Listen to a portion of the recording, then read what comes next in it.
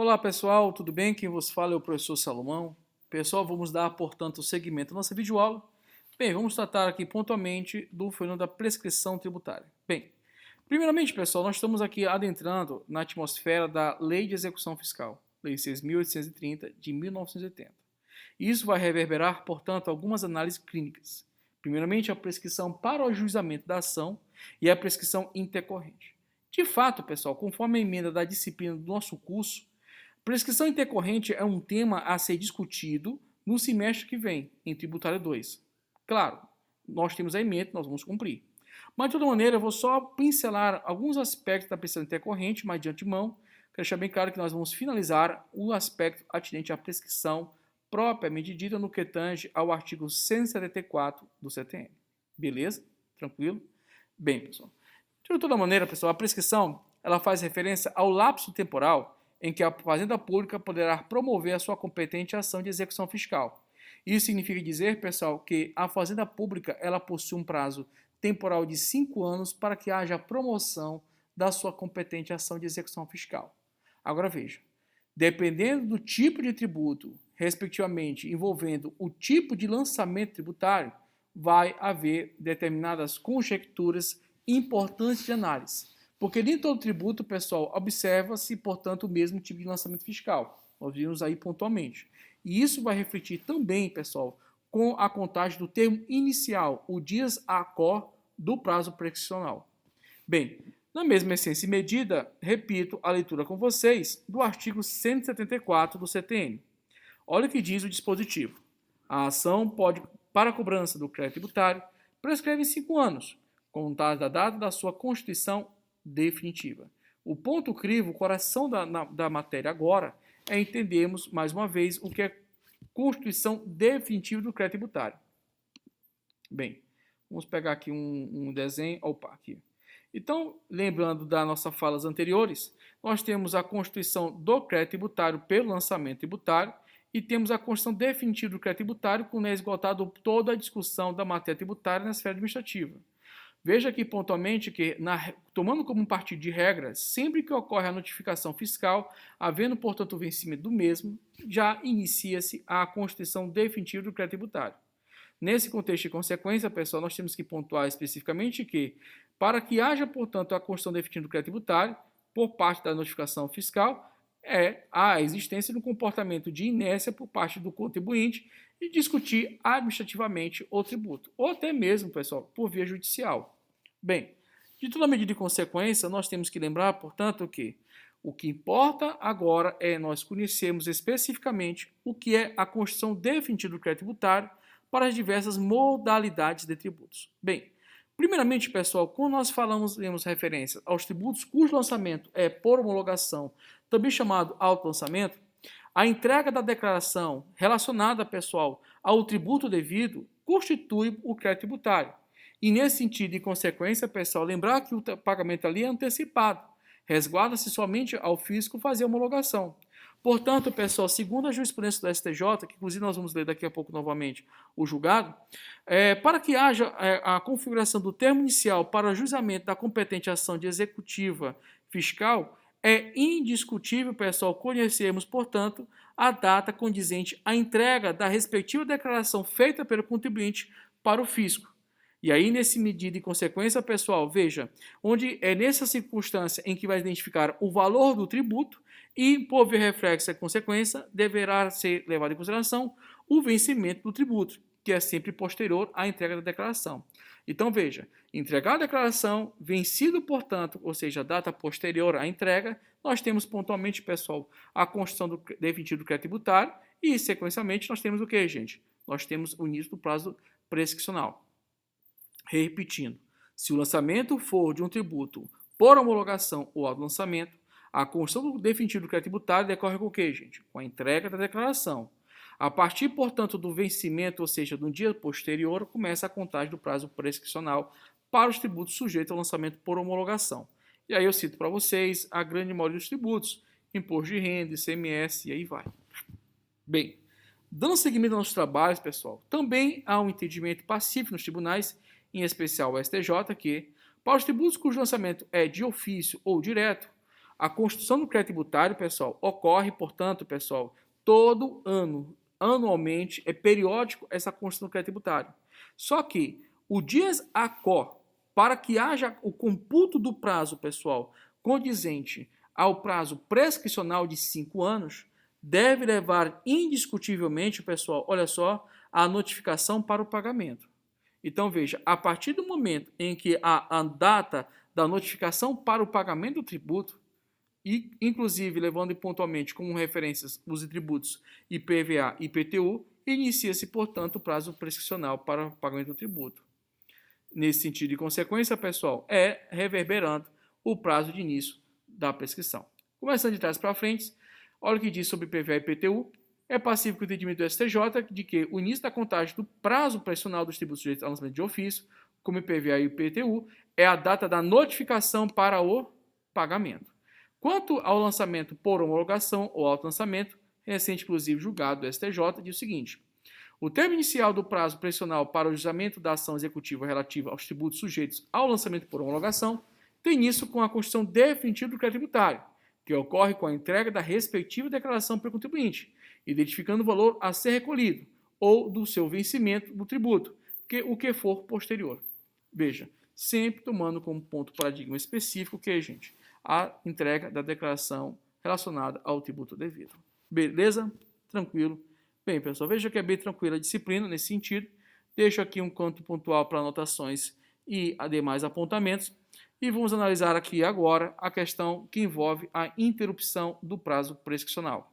Bem, falando em prescrição, mais uma vez, artigo 174. Falando em decadência, artigo 173 e também 150, parágrafo 4º. Tudo bem? Então, voltando aqui, estou falando de prescrição. Bem, a prescrição, mais uma vez, e com muito prazer de ler, diz o seguinte: o artigo 174 CTN fala: a ação para a cobrança do crédito tributário prescreve em 5 anos, contados da data da sua constituição definitiva. Sequencialmente, diz o parágrafo único: a prescrição se interrompe pelo despacho do juiz que ordenar a citação em execução fiscal. 2. Pelo protesto judicial. 3. Por qualquer ato judicial que constitua in mora o devedor. 4. Por qualquer ato inequívoco, ainda que extrajudicial, que importe em reconhecimento do débito pelo devedor. Aqui eu trago para vocês umas ressalvas bastante importantes. Primeiramente, pessoal, o inciso 4, olha só que curiosidade. Ele é a única situação de interrupção do prazo prescricional em matéria tributária em que decorre de um comportamento claro do contribuinte ou do responsável tributário, que é devedor do tributo. Portanto, ali nós estamos falando pontualmente do contribuinte ou do responsável reconhecendo, confessando uma dívida. E aí, nesse caso, pessoal, aqui a seara é estritamente administrativa. Veja que fala aqui, por qualquer ato inequívoco, ainda que extrajudicial, que importe no reconhecimento do débito pelo devedor. Aqui, indiscutivelmente, nós temos uma situação de confissão de dívida. Pessoal, em contrapartida e de forma convexa, nós temos aqui especificamente 3 outras situações iniciais, todas elas envolvendo a dimensão judicial. Veja, o inciso 1 fala do que, gente? Do despacho do juiz que ordenar a citação em execução fiscal. E, inclusive, foi um dispositivo dado com redação pela Lei Complementar 118 de 2005. Sequencialmente, pessoal, nós temos o inciso 2 que diz o seguinte: pelo protesto judicial. E o inciso 3º que diz: por qualquer ato judicial que constitui mora o devedor. Pessoal, desses 3 eu destaco indiscutivelmente, pela importância da matéria, a questão que envolve o protesto judicial. Bem, no que tange pontualmente ao protesto judicial, nós temos que fazer as seguintes conotações bem claras. Pessoal, a matéria do protesto ela é regulamentada pela Lei 9.492 de 97 e destaco para vocês o parágrafo único que foi inclusive objeto de inclusão de lei esta que é a 12.767. Então, nós temos a Lei 9.492 de 97 que trata, portanto, pessoal, do protesto. E contudo, todavia, entretanto, na redação originária desta lei, não havia a possibilidade do protesto em razão de CDA. Não havia esse celeuma. Então, veja, houve uma inclusão do parágrafo único nesse artigo 1º da Lei 9492 de 97, em que trata pontualmente, pessoal, do protesto da CDA. Então, vamos assim ler agora o artigo 1º da referida lei. Olha o que diz aqui, pessoal. O protesto é ato formal e solene, pelo qual se prova a inadimplência e descumprimento da obrigação originada em título e outros documentos de dívida. Parágrafo único. Inclui-se entre os títulos sujeitos a protesto as certidões de dívida ativa da União, dos Estados, DF e dos municípios, das respectivas autarquias e fundações públicas. Pessoal, então, pela legislação, no primeiro momento, é claro que é plenamente possível que, gente, o protesto de CDA. Lembrar que a CDA é um título executivo extrajudicial. Bem, ano passado, pessoal, aliás, meando, 2018 para 2019, nós tivemos aí a decisão relacionada à constitucionalidade do parágrafo 1 do artigo 1º, onde, perdoe-me, gente, da legalidade do parágrafo 1 do artigo 1º no âmbito do STJ, em que o mesmo reconheceu plenamente, pessoal, lista legal a situação da inscrição da dívida ativa ser submetida, pessoal, a CDA ser submetida a protesto extrajudicial. Só que aqui nós temos que ter um cuidado bastante pontual. Somente o protesto judicial, pessoal, interrompe o quê? A prescrição. O protesto extrajudicial que o STJ analisou em 2019, já vou ver o julgado para vocês, ele deixa bem claro que ele é legítimo o protesto extrajudicial e não há nenhuma, portanto, ilegalidade, improcedência quanto à possibilidade de tal protesto. Contudo, somente o protesto judicial interrompe a prescrição. Bem, vamos aqui pontuar a análise aqui específica, casuística. Olha aqui, tese repetitiva 32 diz o seguinte: para fim dos artigos 1036 e seguintes do CPC, fica assim resolvida a controvérsia repetitiva. A Fazenda Pública possui interesse e pode efetivar o protesto da CDA, documento de dívida, na forma do artigo 1º, parágrafo 1 da Lei 9.492/67, com a redação dada pela Lei 12.767 de 2012. Então, pessoal, é plenamente possível o protesto extrajudicial. Decisão essa firmada em 2019. Só não me lembrava o número do processo, porque realmente é muito grande. Bem, dando seguimento, deixo aqui um quadro aqui pontual para vocês fazerem as devidas anotações. Tudo bem? Bem, dando seguimento aos nossos trabalhos, pessoal, eu gostaria de reverberar um assunto bastante também interessante, que é possível haver o reconhecimento ex officio da prescrição? Bem, à época do CPC 73 ainda havia uma certa celeuma, havia uma certa inicial discussão, que foi se superando, logicamente, pela própria matéria de ordem pública, que é, sem sombra de dúvidas, indiscutível a prescrição. Então é um tipo de assunto que não tem muitas dúvidas, mas há sempre a necessidade de voltarmos a atenção devida com as conjecturas jurisprudenciais. Nesse sentido de consequência, será que essa prescrição poderá ser reconhecida de ofício pelo juiz em sede de execução fiscal? Bem, questão pontual já foi inclusive objeto de súmula do STJ, que é a súmula STJ 419, que diz o seguinte: em execução fiscal, a prescrição ocorrida antes da propositura da ação pode se decretar de ofício. Por que antes da propositura da ação, pessoal? Porque existe a chamada prescrição intercorrente, que nós vamos já bater essa bola. Bem, olha o julgado aqui, um dos lead cases que fomentou essa súmula. Olha só, é nula CDA que engloba no único valor a cobrança de vários débitos, sem discriminação dos exercícios fiscais a que se refere, bem como das quantias precedentes. Antes do advento da Lei 11.058 de 2004, isso aqui, pessoal, é na égide do CPC 73, tá? Nosso CPC, que é a Lei 13.105 de 2015, ele é categórico nesse sentido. Eu creio que até coloquei julgados. Isso, coloquei aqui. Então, veja, a égide do atual sistemática processualística civil brasileira, não temos dúvidas. Mas veja, antes do advento da Lei 11.050 de 2004, não era possível decretar de ofício a prescrição de crédito tributário. Não era possível, mas já é plenamente, a partir de 2004. Bem, nesse sentido de consequência, fazendo aqui o paralelo das disciplinas, nós temos evidentemente que levar em consideração que se aplica a lei de execução fiscal, mas podemos fazer aqui um intercâmbio de legislações. Olha o que diz pontualmente o artigo 332 do CPC. Nas causas que dispensem a fase instrutória, o juiz, independentemente da citação do réu, julgará liminarmente improcedente pedido que contrariar o quê, gente? Aí vem lá as situações. O parágrafo primeiro diz o seguinte: o juiz também poderá julgar liminarmente improcedente o pedido se verificar desde logo a ocorrência da decadência ou da prescrição. portanto, matéria de ordem pública, plenamente possível que haja, portanto, o reconhecimento ex officio pelo juiz. Para artigo 487 do CPC, diz o seguinte: haverá resolução de mérito quando o juiz. Veja, resolução de mérito é uma sentença de mérito, uma sentença em que compõe o mérito. Não é uma sentença terminativa, em que viabiliza com que a parte possa ajuizar novamente a ação.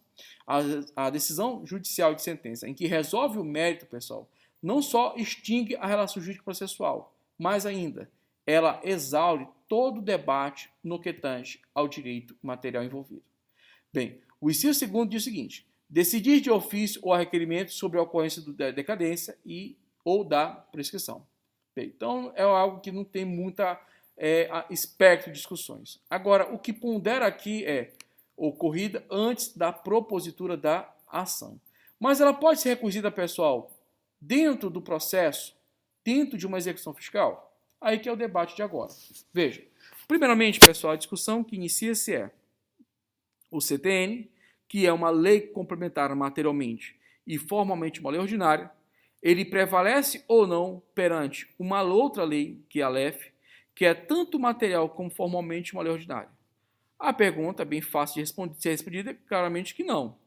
Nesse sentido e consequência, pessoal, sempre vai prevalecer nesse sentido o quê? Vai prevalecer a redação, a disciplina do CTN.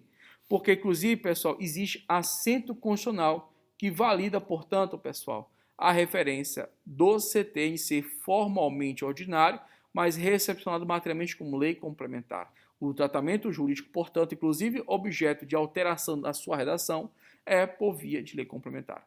Nesse sentido de consequência, vamos ler aqui esse julgado, inclusive eu separei alguns pontos importantes. Vamos lá. Pacificou-se no STJ o entendimento de que o artigo 40 da LEF deve ser interpretado harmonicamente com o disposto no artigo 174 do CTN, que deve prevalecer em caso de colidência entre as referidas leis. Isso porque é princípio do direito público que a prescrição e a decadência tributária são matérias reservadas à lei complementar, segundo prescreve o artigo 146, inciso 3º, a linha B. Em consequência, o artigo 40 da LEF, por não prevalecer perante o CTN, sofre os limites impostos pelo artigo 174 do referido ordenamento tributário. Assim sendo, a suspensão decretada como suporte do artigo 40 da LEF não pode perdurar por mais de 5 anos. Professor, não entendi. Que suspensão é essa? Já a gente vai ler. Não poderá perdurar por mais do que, gente? De 5 anos. Quanto ao que, gente? A ação para cobrança de crédito tributário prescreve em 5 anos, contada a data da sua constituição definitiva. Artigo 174 do CTN. Bem, pessoal, a questão é isso aqui, ó, essa redação. Bem, eu sou mais costumeiro de ler a lei, ou no Vadimeco ou na internet direto.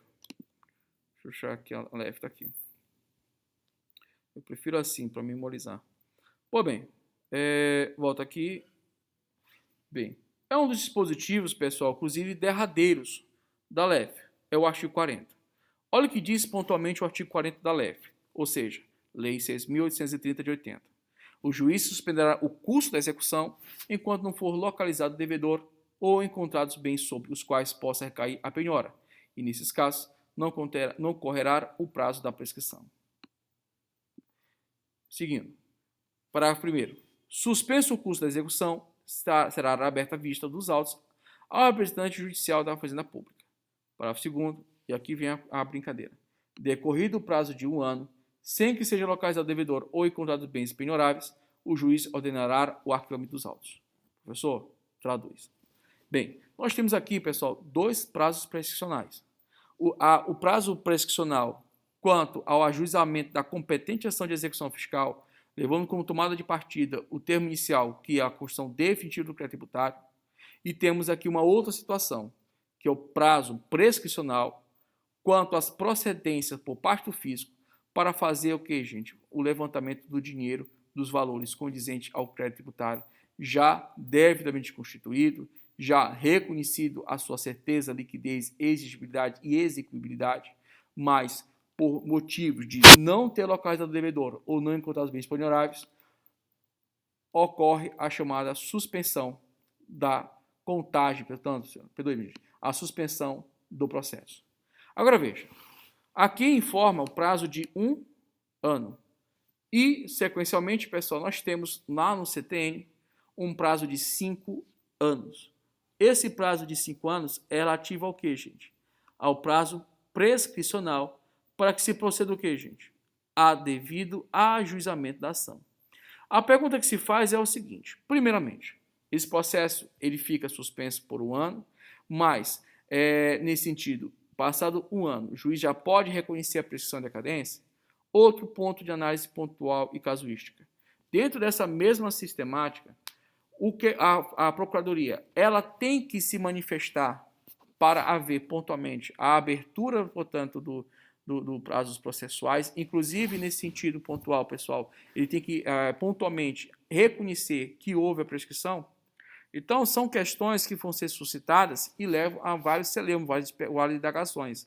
É o despacho do juiz, portanto, que necessariamente, independentemente de ser ouvida a Procuradoria, que vai fazer, portanto, o reconhecimento da prescrição intercorrente. Então, foram vários questionamentos, inclusive suscitados, pessoal, para o âmbito do STJ, e em 2018, né, ano retrasado, houve uma série de teses, né, formadas pelo STJ, fazendo a interpretação do artigo 40 com base à luz do CTN. Essa matéria pontual a gente não vai analisar esse semestre especificamente porque vai envolver execução fiscal. E aí, evidentemente, eu tenho que te reportar várias informações associadas. Mas o que importa pontualmente para você memorizar é que o prazo de 1 ano, pessoal, relativo à suspensão do processo e dos respectivos prazos prescricionais, asseverar nesse sentido, pessoal, a literatura do artigo 40 para o primeiro e parágrafo 2º da LEF, ele sempre tem início automático na data em que a Fazenda Pública toma ciência, pessoal, a respeito da não localização, no caso do devedor, ou que não haja um encontro, portanto, sejam encontrados os bens penhoráveis. Assim sendo, pessoal, nós não podemos, nesse sentido, dizer especificamente que o magistrado ele deve declarar, portanto, de ofício a suspensão do processo, sem que haja a oitiva pontual, sem que haja a Fazenda Pública tomar conhecimento.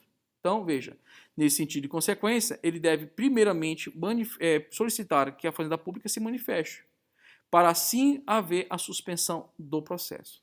E veja pontualmente, pessoal, que a legislação ela é bem clara e o STJ traz um novo contorno, uma nova linearidade para a ação, trazendo categoricamente que esse prazo em que suspende o processo por 1 ano, findo a qual se inicia o prazo prescricional de 5 anos. Então, veja, o processo ele fica suspenso por quanto tempo? 1 ano. Mas, findo esse prazo, ocorre o prazo, que, gente? Prescricional quinquenal de 5 anos. Esse prazo quinquenal é o prazo da prescrição intercorrente. Então, voltando. É dado, portanto, pessoal, 1 ano de suspensão do processo quando não localizados os bens do devedor ou mesmo localizado o devedor. Nesse sentido e consequência, e tem-se início automaticamente, nesse sentido, a partir da ciência da Fazenda Pública, o prazo, portanto, de 1 ano de suspensão do processo. Fim desse prazo, pessoal, vai se verificar a contagem do prazo da prescrição quinquenal intercorrente. Tudo bem? Bem, existe muito mais regras associadas a isso e eu não vou agora trabalhar com vocês, que é justamente esse semestre passado, que vem nós iremos tratar pontualmente. Bem, pessoal, estou assim com a voz um pouco fraca, mas realmente é do desgaste. Mas eu gostaria que deixasse claro para vocês que eu dei o meu melhor aqui para você ter o conhecimento atual da disciplina. Peço venha-se pouco esse cansaço, realmente é em razão das outras atividades associadas, mas fico feliz de nós termos concluído essa parte da disciplina, tá bom? Muito obrigado, te desejo um bom dia, boa tarde, boa noite, fique em paz, sucesso a vocês sempre. Obrigado.